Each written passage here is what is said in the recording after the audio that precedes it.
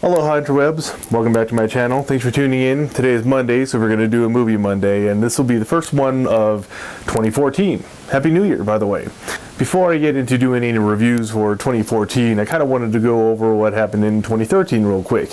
And I know a lot of people are doing like their top 10 best and their top 10 worst movies of 2013, but I'm going to kind of go a sort of different way and go over my top 3 most disappointing and most surprising movies that I watched in 2013. I think it's a little more interesting to talk about.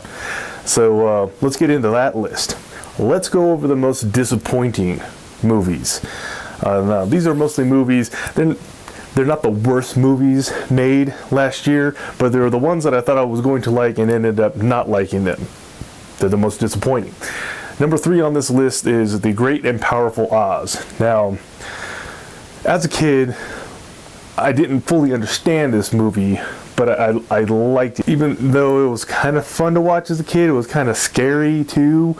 I liked The Wizard of Oz, so I was hoping for good things for this one. The cast was great. It looked like the special effects were going to be amazing, but it was hugely disappointing to me. I remember being somewhat crushed. I thought it was going to be good, and it wasn't good to me. There's almost nothing great and or powerful about it. So it's number 3 on the list. Number 2 on the list, The Lone Ranger. Now, again, I was a huge Lone Ranger fan when I was a kid. I kind of liked that whole Lone Ranger silver bullet Tonto thing going on. They tried to redo this thing here and there, and none of them did very well. And now you got to add this one to the list. I heard something before I actually watched the movie that this movie was kind of like Pirates of the Caribbean on trains. Johnny Depp being Tonto in this movie, I thought if you did it well, it could be done kind of cool. But ultimately, it wasn't cool enough to save the movie because it was actually pretty bad. It was pretty horrible. I was disappointed in it. I had high hopes for it. I really wanted it to be a good Lone Ranger movie, and it was a bad Lone Ranger movie. So that's number 2 on the list. And number 1 on my list of most disappointing movies of 2013, Iron Man 3.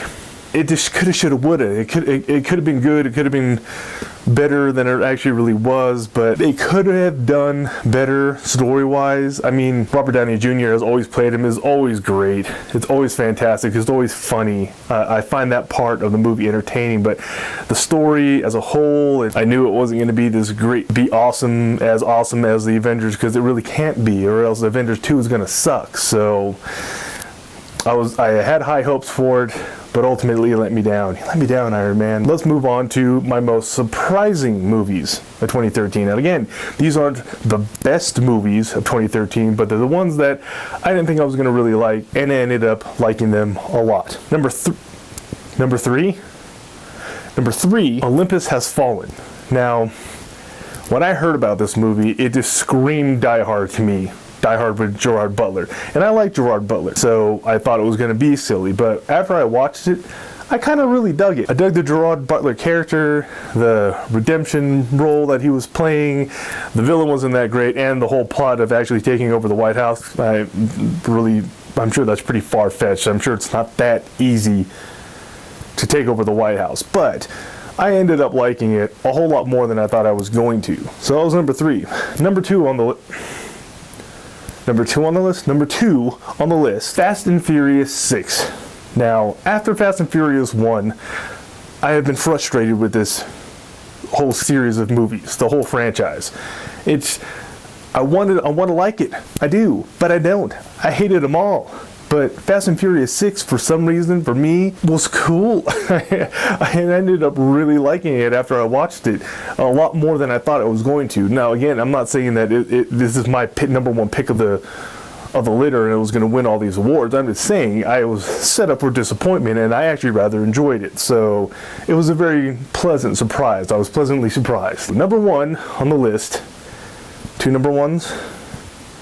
Number 1 on the list of most surprising movie, Pacific Rim. Now, I kind of knew that going into this movie, giant robots, giant monsters, fighting each other, I was going to dig that.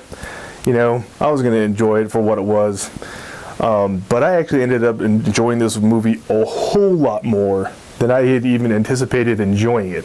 So that's my number one pick, man. Pacific Rim, it had a little bit of everything. I liked the, wounded warrior, the brothers, father-son thing that they had going, the mentor and the young apprentice. Plus you had giant monsters, and, there was kind of a love story in there. It wasn't the strongest point in the whole movie, but I mean, there was a lot going on in that movie that I really actually enjoyed a whole lot more than I thought I was going to, even though I pretty much knew I was going to enjoy it. To this day, I got it. I got it. I watch it often. I watch it a lot. I watch it all the time. What are some of the things you guys liked and didn't like about 2013? Let me know. Comment below, Facebook, Twitter, however you want to do that. Let's talk about it. That thing should be right over here. That's all my social media stuff. Peace out, interwebs. Thanks for stopping by the channel. I appreciate it. Don't forget to subscribe.